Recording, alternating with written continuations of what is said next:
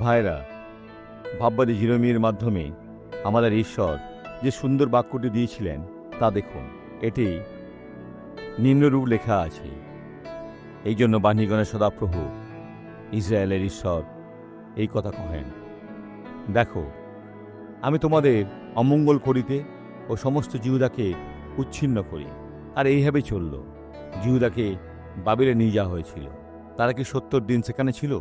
না। 70 মাস?